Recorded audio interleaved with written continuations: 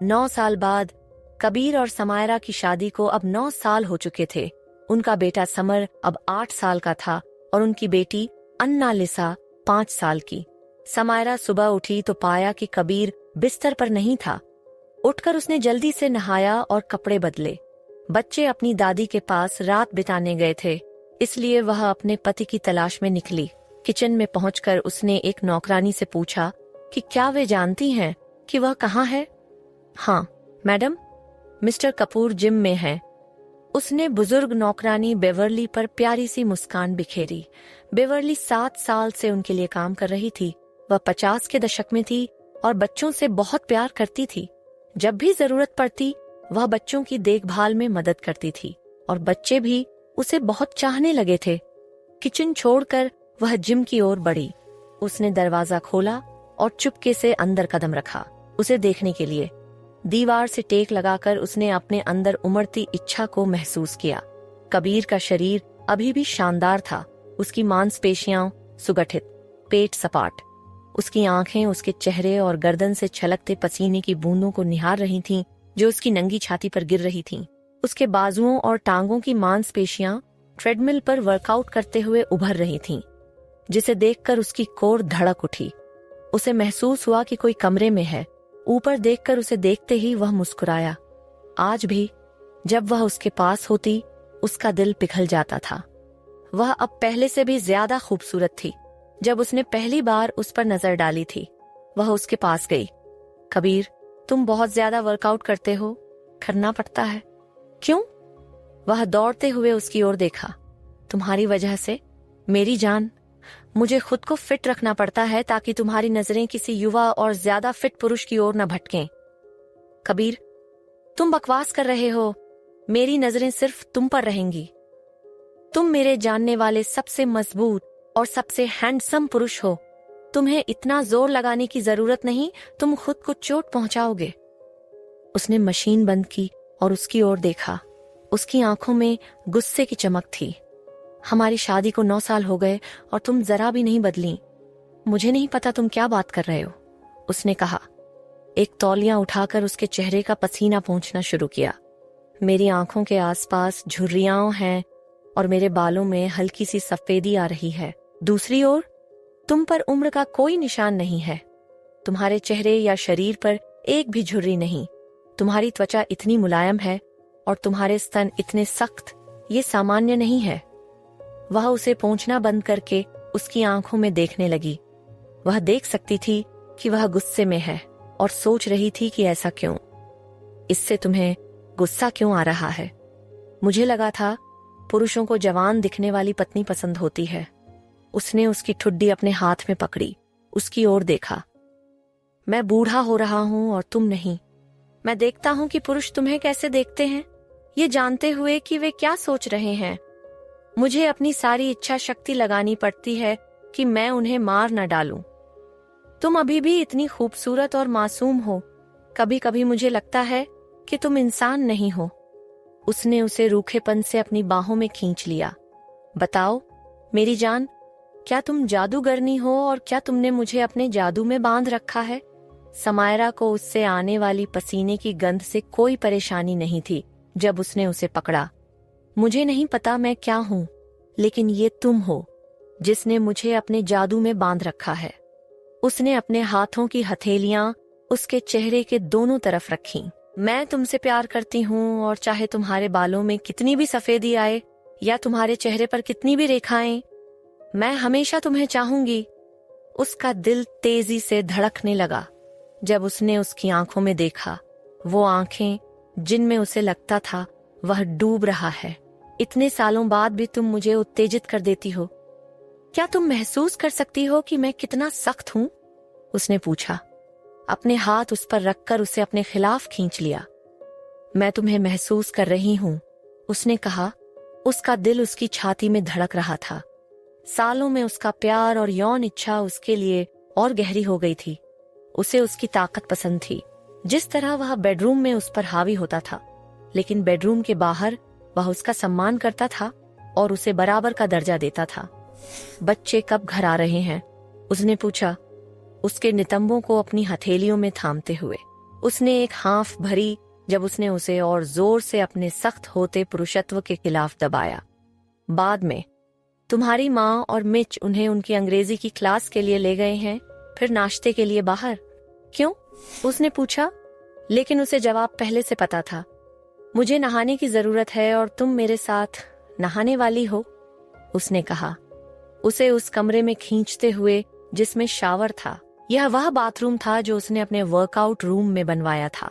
इसमें एक अलमारी भी थी जिसमें उनके लिए ताजे कपड़े थे। इससे घर के जरिए अपने बेडरूम तक जाने की जरूरत नहीं पड़ती थी। पलक झपकते ही उसने उसे नग्न कर दिया और पानी के नीचे ले गया। वह थोड़ा कांप गई जब ठंडी टाइल्स ने उसकी पीठ को छुआ, जब उसने उसे इसके खिलाफ दबाया, जब उसके होंठ उसकी गर्दन पर गए और नीचे की ओर बढ़े। उसने उन सलाखों को पकड़ लिया जो उसने इस उद्देश्य के लिए लगवाई थीं। उसने अपनी पीठ को मोड़ा जब उसका मुंह उसकी टांगों के बीच गया। उसकी जीभ उसकी गर्मी के सिलवटों को चाट रही थी। एक जोरदार कराह उसके मुंह से निकली जब उसकी जीभ और गहरे में गई, उस जगह को छूते हुए जिसने उसके पैरों को कमजोर कर दिया। अच्छा था कि सलाखें थीं जिन्हें वह पकड़ सकी। जब वह चरम पर पहुंची तो ऐसा लगा जैसे उसके शरीर में बिजली की लहर दौड़ गई। उसे इस बात से प्यार था कि इतने समय बाद भी वह उसे संतुष्ट कर सकता था। हर बार और बेहतर होता जा रहा था। उसके नितंबों को थामकर उसने उसे उठाया और महसूस किया कि उसकी टांगें उसके चारों ओर लपट रही थीं। उसका मुंह कठोर और रूखा होकर उस पर उतरा, एक ऐसी भूख के साथ चूमा जो केवल वह ही उसमें जगा सकती थी। उसका शाफ्ट सख्त और धड़कता हुआ था जब वह उसके अंदर गया। रिलीज की उसकी जरूरत बहुत थी। उसने उसके अंदर धक्के मारना शुरू किया जिससे उसका पिछला हिस्सा दीवार से टकरा रहा था। उसकी मधुर कराहें उसकी इच्छा में ईंधन जोड़ रही थीं। अपने मुंह को उसके मुंह से हटाकर वह गुर्राया, हाँफते हुए, और जब उसने कुछ और जोरदार धक्के मारे तो उसके शरीर में झटके दौड़ गए और वह उसके अंदर रिलीज हुआ। उसकी हथेलियां शावर की दीवार पर टिकी थीं ताकि वह अपनी सांस पकड़ सके। उसकी पतली टांगें अभी भी उसके चारों ओर लपटी थीं और उसकी बाहें उसकी गर्दन में। अपनी सांस पकड़ने के बाद उसने अपनी टांगें नीचे सरकाईं, अपने पैर फर्श पर रखे। मेरी जान, मैं तुमसे बहुत प्यार करता हूँ। तुम मेरी जिंदगी हो और तुम्हारे बिना मैं जीना बंद कर दूंगा। फिर उसने उसके माथे, नाक और अंत में उसके होंठों को चूमा। वे दोनों शावर से बाहर निकले, कुछ तौलिए लिए और सूख गए। वे एक और दरवाजे से गुजरे जो बाथरूम से जुड़ा था, जहां कुछ कपड़े हुक पर टंगे थे और ड्रेसर में थे। ताजे कपड़े पहनकर उसने हेयर ड्रायर उठाया और अपने बाल सुखाने लगी। कबीर उसके पीछे खड़ा था, अपने सिर पर कुछ सफेद बालों को देख रहा था। मुझे लगता है मुझे कुछ लेना चाहिए इन सफेद बालों को हटाने के लिए। ड्रायर नीचे रखकर वह उसकी ओर मुड़ी। हिम्मत मत करना, उसने कहा उन्हें छूते हुए। मुझे ये पसंद है। ये तुम्हें विशिष्ट और बहुत सेक्सी बनाते हैं। अगर इनकी संख्या और बढ़ी तो तुम जल्द ही मुझे डैडी बुलाने लगोगी, उसने तिरस्कार भरे लहजे में कहा।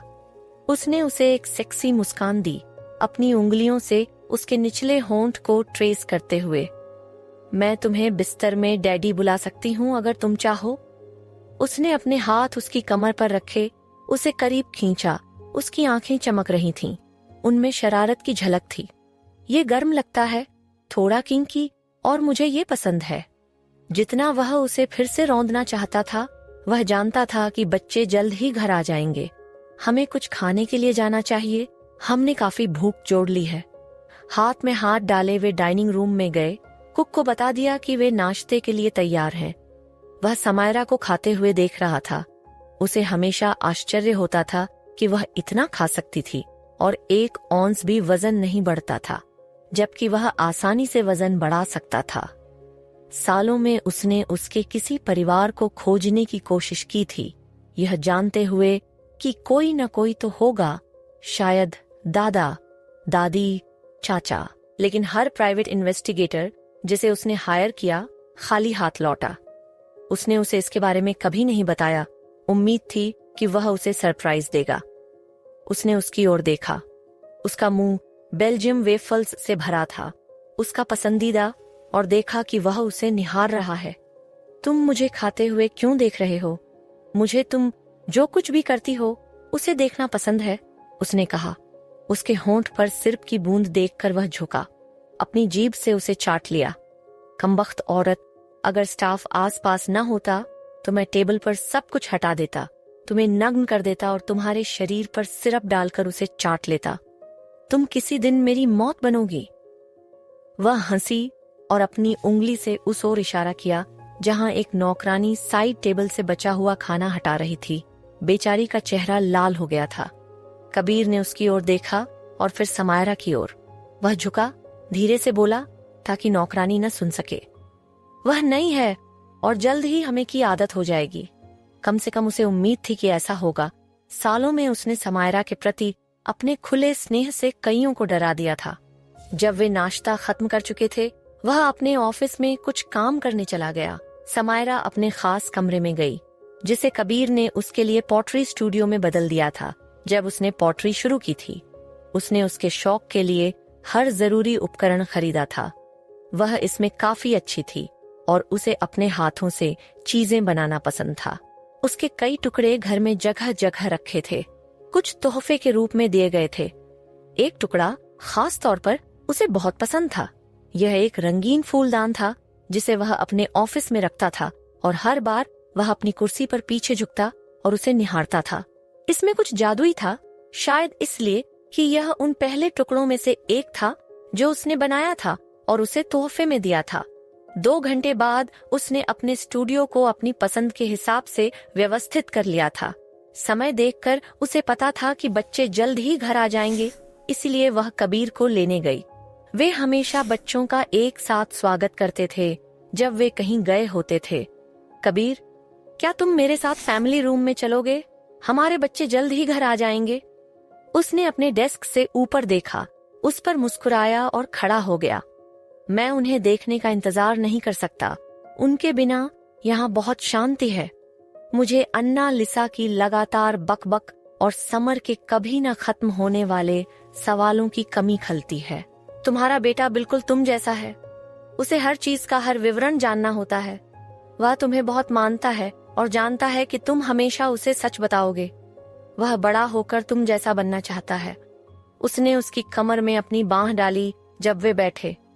वह मुझसे बेहतर इंसान बनेगा। ऐसा मत कहो। तुम एक शानदार इंसान हो, एक महान पिता, और तुम्हारे बच्चे तुमसे प्यार करते हैं और तुम्हारा सम्मान करते हैं। मेरे पिता एक क्रूर इंसान थे, कभी प्यार नहीं दिखाया और मुझे भी वैसा ही बनने की सीख दी। अगर तुम न होती तो मैं उनके जैसा बन गया होता, शायद उससे भी बदतर। उसने उसके चेहरे को अपने हाथों में लिया और उसकी आंखों में देखा। तुमने मुझे दिखाया कि प्यार क्या होता है और कैसे प्यार करना है। हमारे बच्चे कभी उस पीड़ा से नहीं गुजरेंगे जो मैंने झेली। वे मुझसे कभी ऐसी क्रूरता नहीं देखेंगे। तुम उनके जैसे बिल्कुल नहीं हो, ना ही कभी इतने क्रूर हो सकते हो। मैं बस शुक्रगुजार हूं कि हमारे बच्चे उन्हें कभी नहीं जान पाएंगे। मुझे अभी भी सिहरन होती है जब मैं सोचती हूँ कि उसने हमारे साथ क्या करने की कोशिश की थी, लेकिन तुम्हारी बेचारी माँ, उसे इतने सालों तक क्या क्या सहना पड़ा। मुझे बहुत खुशी है कि तुम दोनों अब इतने करीब आ गए हो। मुझे भी। मैंने इतने सालों तक उससे नफरत की और अगर मुझे सच पता होता तो चीजें बहुत अलग होती। उसने मेरी जान बचाने के लिए अपनी खुशी और सुरक्षा की कुर्बानी दी, लेकिन अब वह उस कमीने से आजाद है। हम सब हैं। तभी उन्हें अन्ना लिसा की आवाज हॉल में उनकी ओर दौड़ते हुए सुनाई दी।